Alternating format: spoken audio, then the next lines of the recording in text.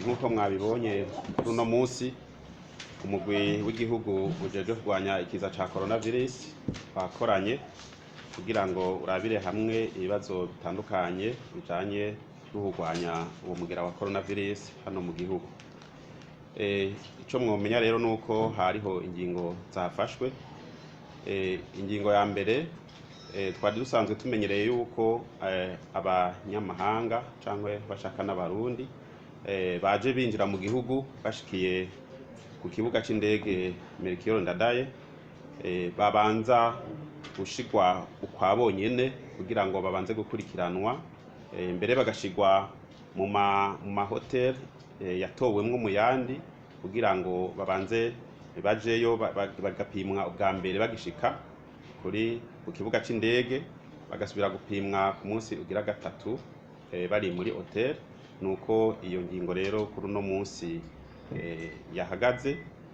Ubu uko bigiye kugenda nuko abo bose bashika ku kibuga c'indege ca Bujumbura bagiye kuzoshika hanyuma bace bafatwa igipimo hanyuma bace babandanya aho bobo bihitiyemwo. Hariho uzohitamwo kuja kwa wenyene muhira canke mw'ihoteli yihitiyemwo wenyene, ariko ubu ntibazoja muri ya mahoteli babatoreyemwo. No kuvuga azoshika kuri ikibuga c'indege bamufate igipimo, eka mbere inyishu azoca zironswa mu masaha 28 zikaba zizomushikira ku buhinga bwa none hazoba ari hose twita email.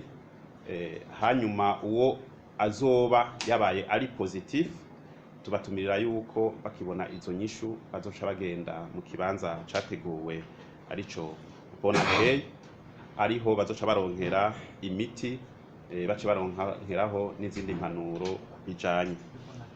Mwomenya yuko iyo ngingo iraba abariko barashika kuri uno munsi, abazoshika ejo mbere n'abazobandanya bashika, ariko ntisubira inyuma. Abamaze kwakirwa mu mahoteli atandukanye bazobandanya bakurikiranwa kujya nyene byari bisanzwe. Urubibe kwa Kobero hamwe na Mugina zari zimaze imisi zugaye, nazo nyene zuguruwe, ariko abazirenganako bavuye muri ibihugu duhana imbibe nabo nyene bazobandanya bapimwa. Izo mbibe rero nazo zikaba zuguruwe. Mu mugwi w'igihugu ujeje kurwanya ikiza ca coronavirus baciye hirya no hino ikibazo kijanye n'umugera mushasha utamenyerewe wa coronavirus uvugwa mu gihugu c'Ubuhinde. Bakaba muri uwo mugwi babonye yuko ari kibazo kizobandanya gikurikiranirwa hafi, nivyaba ngombwa leta izoheza ifate ingingo zibereye.